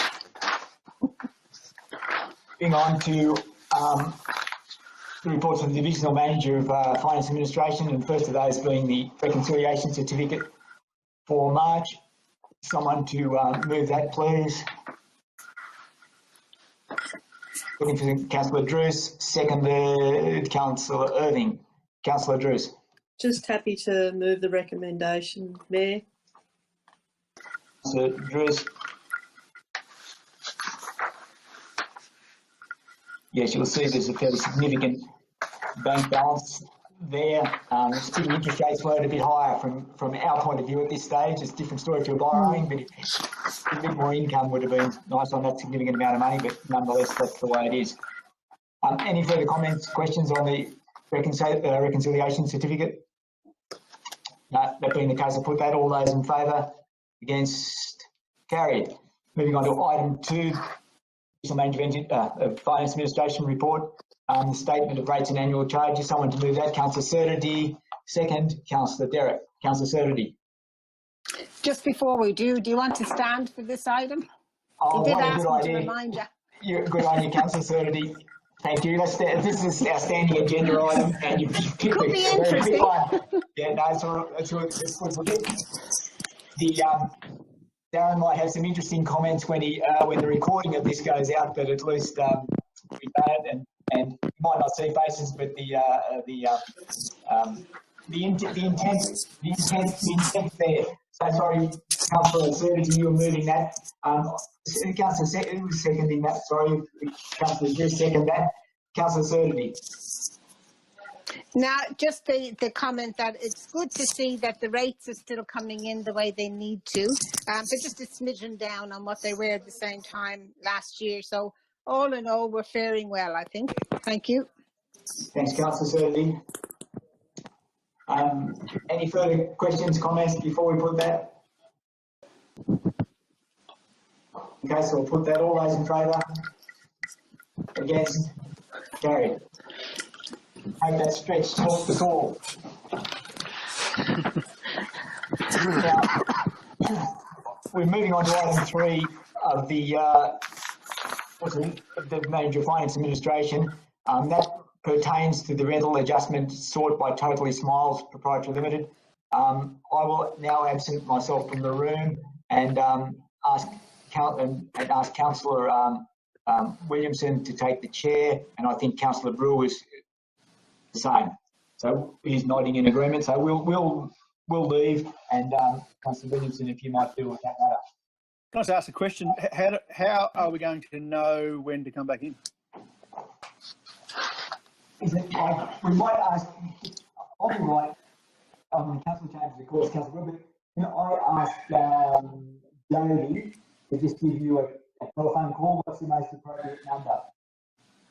On your mobile, Councillor Brewer? Mobile, thanks. Yep. I'm pretty sure Jody's got that. Jody, have you got that? She can't do it. I'll tell her on the way past, Councillor Brewer. Okay, everyone have me at the moment? Yes? Yep. Okay. We're on to item 3, rental adjustment for the Totally Smiles Pty Limited. Have we got a mover for the recommendation? Councillor Irving is moving that recommendation and Councillor Higgins is seconding that motion. Councillor Irving, would you like to speak to the motion? I'm happy for that motion, that recommendation. Thank you. Okay, everyone will vote on that. Everyone for that recommendation? Yep. Okay, moved. Thank you. Now, could you please ring Councillor Mayor quickly, please, and also Brewer. Thank you.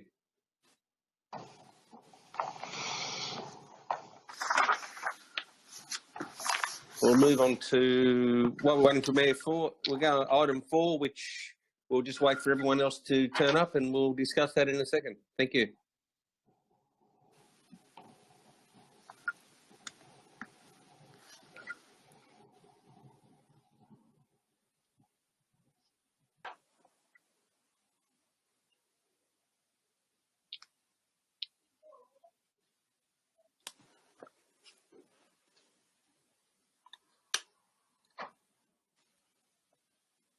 Councillor Brewer's back and Mayor Quigley is coming. You might continue, Councillor Williamson. Okay, no worries, thank you. Now, item 4, March quarterly budget review. Everyone's on that page? Would someone like to move the recommendation, or would you like to have a bit of a quick rundown from our Manager of Finance and Admin in Darren Arthur? Quick rundown, please. Yes, please. Okay, we'll suspend standing orders and we'll have a quick rundown of the budget review. Thank you. Darren, you there? Can I have a mover and seconder, please? Councillor Williamson. Oh, sorry, mover, Councillor Brewer and Councillor Derrett. Thank you.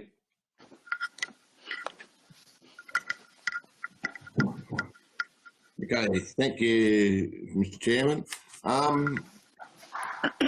With regard to the budget review, I've presented a balanced budget review. We did have some significant income and expenditure inclusions that they were budgeted to be mainly made up of two areas. One being the money that we received for the drought funding, and also the extra grant that we received for the equestrian event out at the racecourse, and also we brought in the actual roads to restart money for the Wombobby Bridge replacement. So they are all offset by obviously contra expenditure. What I had done throughout the document, and I tried to list wherever I made an adjustment as to the reasoning behind, but you'll notice that through our swimming pools, parks and gardens, showground, racecourse, cultural complex, I've reduced basically all the revenues to bring them in line to what we've actually levied due to the COVID, because the way things were going, I don't think that they'll probably open up prior to 30 June, so we're not really expecting any further income from there. And likewise, because of the COVID, with no events being out there, there is probably not a need to have as much maintenance undertaken to prepare for events. So I've adjusted a lot of the and reduced a lot of the expenditure in those areas as well. So it's sort of balancing themselves out. Probably took a little bit more expenditure than income, but throughout the document, just looking at where we were as at 75% of the year, and then adjusting to what, with a quarter to go, where I believe we may end up. But again, with COVID and coming into the now being a bit wetter and also a bit cooler months, we've got a lot of work we've got to do for slashing, as it's already been mentioned throughout the day, and we've also going to have things in COVID, probably expenditure where we don't know where we're going with it, and I've actually created a line item there to try and capture some of our COVID expenses, and this was sort of done post 31st of March, but things like where we've had to purchase extra hand sanitizer and things at a time when they were through the roof. So all those extra and additional expenses will be added into this COVID line item. A few of the other areas, probably the admin area, with our partners, Civica, with our practical system and our biz software. We've had to upgrade our biz software, which is basically a reporting software that we use due to the Adobe Flash not being supported by the end of the year, so of the calendar year, but we've got in early to do it this year. So, you know, we've had to increase that. That costs us around about $8,000. Then we're looking at going into vendor panel, and so we've increased the subscription fees for vendor panel and also for the end of year statements, where now from our practical system we can actually just upload all of our figures into LG Solutions to populate into the cloud, if you like. So it should make it a lot easier for people that are doing the end of year financial statements to not have to punch all those figures in and then maybe transfer those figures, and they're coming straight directly from our ledger system. Apart from that, there's really not a lot of other things in the budget except for those minor adjustments where needed. We have, like I say, I have brought in the Wobby Bridge 898,000. So we've actually, the grant was for 898,500, of which council has to put in 301,500, which is 25% of 1.2 million. So the whole project is actually 1.2 million. We had to install a new air conditioner in the Service New South Wales Records area. The previous one would just keep on cutting out, and during the summer it was just unbearable. And apart from that, that's the main areas of adjustments that have been put through. But I'm certainly, if any councillor has got any questions, certainly willing to answer them. And it's probably a bit easier now. I'm sitting at my desk. I can actually look up the transaction if you like. Just so everyone here, Mayor Quigley has rejoined the meeting, so we're in suspended standing orders for Darren to go through everything. The mover of that motion was Councillor Andrew Brewer, and second was Councillor Sarah Derrett. So I might hand the meeting back over now to our Mayor, Milton Quigley. Thank you. Thanks, Brett. So we're still in suspended standing orders, Councillor Williamson? Yes, yep. We are. Yep, okay. So is there any further questions for the Manager of Finance Administration before we move back into a standing orders? No. That being the case, I'll ask the mover and the seconder then if they were happy to reinstate standing orders. It's Councillor Brewer's got a question, has he? Is that correct? Yes. Happy to move back into standing orders? Yes. Thank you. Seconder? Yes. Yes. Okay, we'll put that. All those in favour? Carried. Okay. And now we'll, having had that discussion, the mover and the seconder again happy to move the recommendation for the Manager of Finance Administration regarding the March 2020 budget review. Councillor Brewer, happy to move that. Councillor Derrett, happy to second. That being the case, any further discussion? No, there being no further discussion, I'll put that. All those in favour? Against? Carried. Thank you. Moving on to the late item. Yeah. Moving on to the late item that I'm hoping all council have received regarding the rates waiver request from Lager and Brew Proprietary Limited. Is everyone privy to that document? Yep. I'm looking for seeking a mover and a seconder for that, particularly noting in that recommendation point 2 that any future applications received from Shire business owners who have reduced turnover of more than 60% as a result of the COVID-19 restrictions be given the same relief subject to a substantiation of their application on a case-by-case basis. So what we do is if we accept this recommendation, we're then allowing the Manager of Finance and Administration to deal with issues that are along very much the same lines, and the guidelines are there without it having to come to a full council meeting. So as long as a mover and a seconder are aware of that, we can proceed. So is someone happy to move that recommendation for item 5? Milton, can I just ask a question? would you? Yeah. We can ask a question before we haven't had a mover or anything on this one yet. We can suspend standing orders for a time, and then we can do that. Can't we? Haven't got a mover in a second. That doesn't matter though, does it? No. So, Councillor, what would you guys like to suspend standing orders? If you've got a more in-depth question, I think it's appropriate. You happy to do that? Move to suspend standing orders, then we can have a discussion if needs be. So that's moved by Councillor Walker. Second to suspend standing orders. Someone? Councillor Derrett. We'll have to put that. All those in favour of suspending standing orders? Against? That's been carried. Councillor Walker, you had some questions. I was just wondering, Mr. Mayor, the percentage, how was that? Is that arrived at by within our council, or is it across the board? I'd have to defer to Manager Finance Administration for that one. Councillor Walker, if Manager Finance Administration, yeah, thank you. Yeah, thank you, Mr. Chairman. It's based on what the state government and the federal government have put out in their guidelines with regard to looking at these things, and their suggestion was the 60%. So it's not something that I pulled out of the air. It was actually documented through the state government's website for COVID, and trying to help out small businesses and things. Yeah. Okay. No, I was just wondering. I'm just wondering then. Given that we're in a regional small town, is 60% too high? Through you, Mr. Mayor, that's up to the councillors. I mean, I just picked that figure because that was the figure that was bandied about with the state and federal governments with their relief packages and so forth.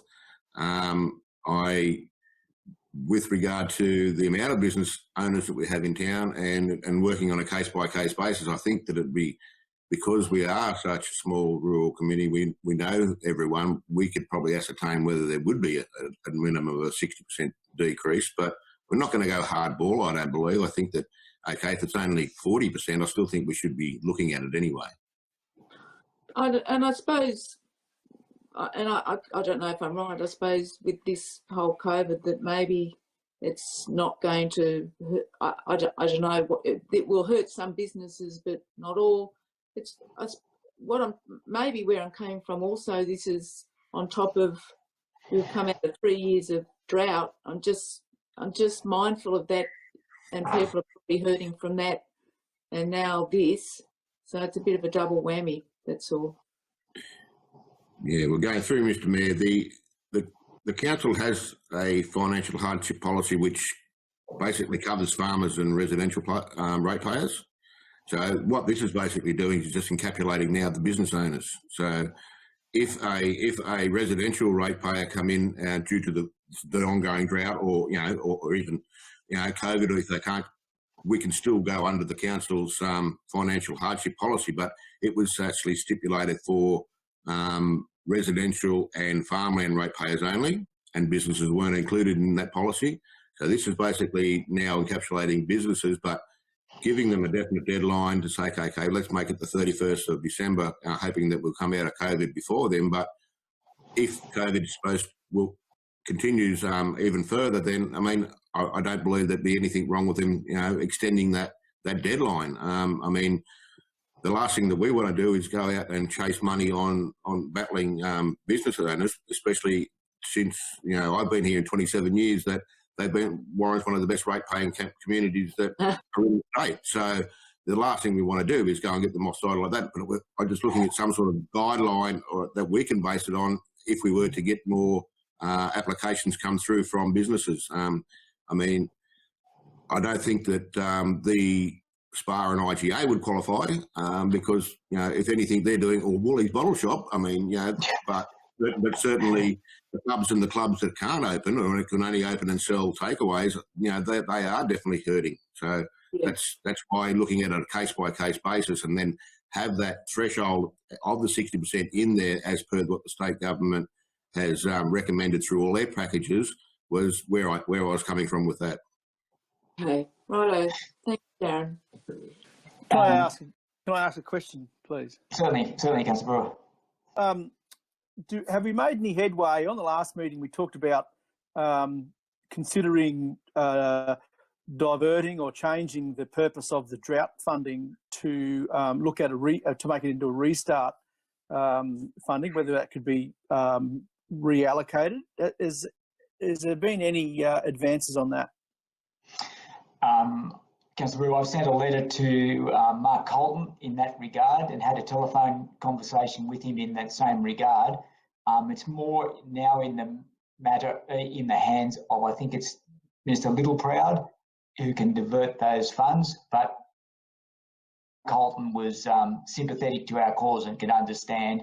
So we're diverting, potentially diverting funds from water cartage and events, which is round numbers $100,000, potentially to start up or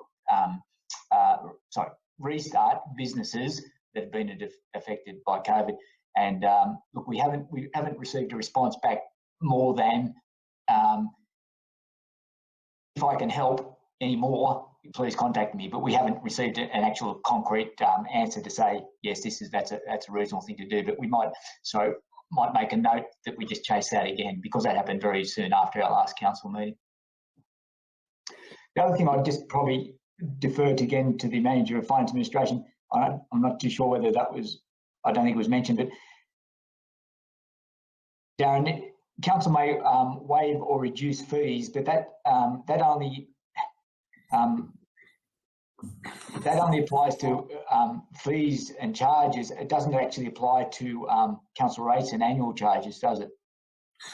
Yeah, again, Mr. Chairman, the letter received from Lager and Brew did quote section 610 of the Local Government Act with regard to the waiving of fees and charges, which is totally correct, but the fees and charges are the fees and charges adopted by council. So those fees and charges are things like private works, they're anything that the council has determined, but the actual, under the Local Government General Regulation 2005 is where the clause is with regard to writing off of rates, annual charges and interest. So rates, annual charges and interest don't fall under fees and charges.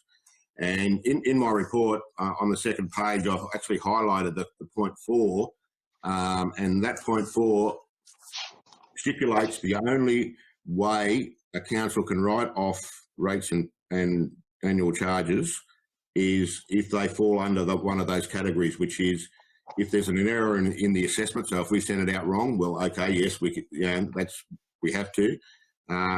If the amount is not lawfully recoverable, which I don't understand why it wouldn't be lawfully recoverable as a result of a court decision, and then if a general manager believes that the attempt to recover the rates would cost more than what the actual rates are outstanding. So hardship does not fall under that category of a reasoning to be able to write off rates. So therefore, that's why we're looking at a deferred payment system rather than trying to write them or waiver them. So that was the reasoning behind that.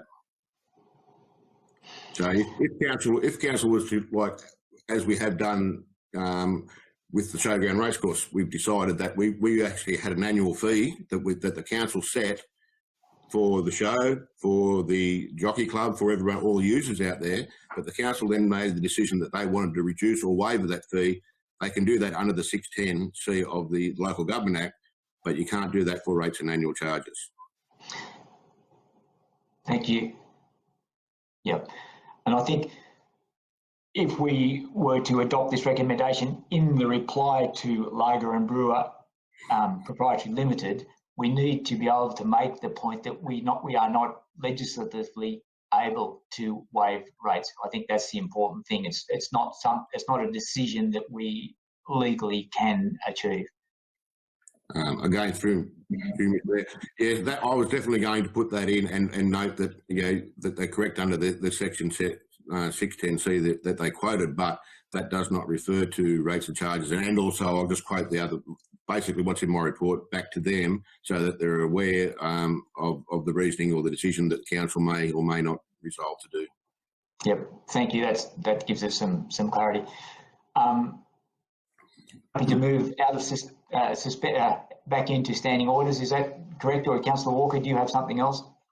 I was just wondering on that matter, Mr. Mayor, if maybe has the federal government come out with anything with rates? I mean, there's a lot of information coming out. Have they covered anything to do with reduction in rates or waiver of rates in any of their, you know, publications?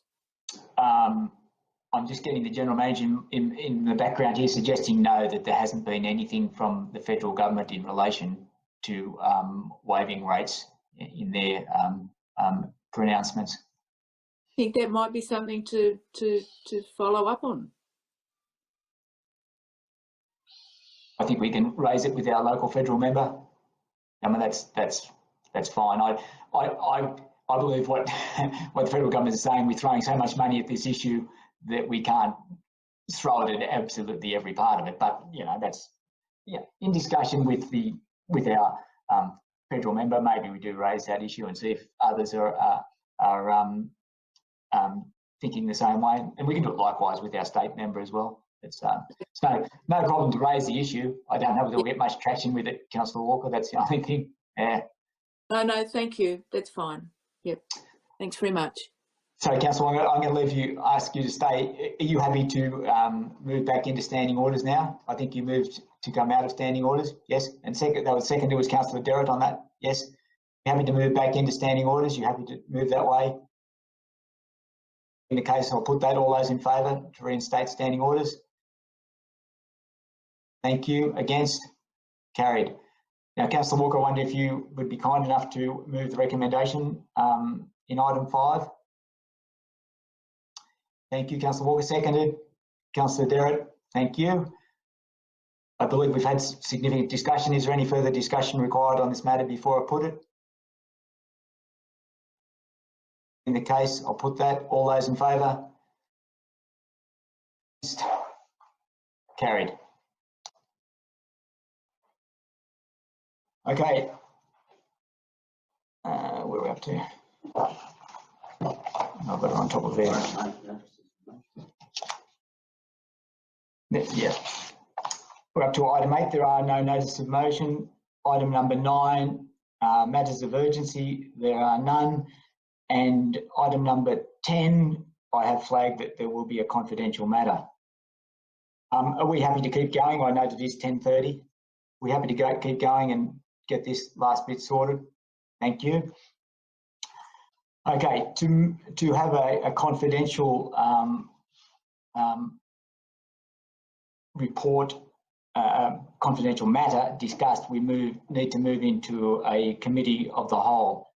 And I need someone to move, that council move into committee of the whole to consider matters raised as to alleged contraventions of the council's code of conduct and the need to exclude members of the public and media from the committee of the whole. For someone to move that. Thank you, Councillor Druce. Councillor Certainty. That being the case, is there any discussion? No discussion. We'll put that. All those in favour? Against? Carried.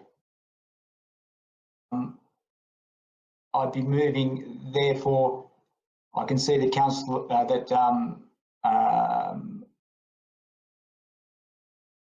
Weston from the paper is still online here.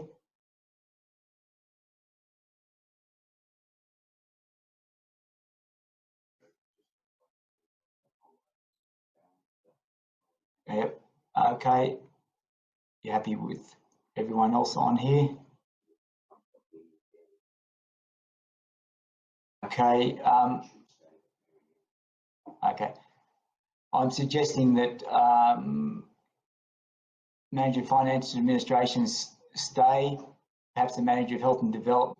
I wish to now advise the public that no motion was moved. And now, unless councillors have any urgent motions, I wish to now close the meeting. Urgent motions? That being the case, I call the meeting to a close. Thank you for your attendance.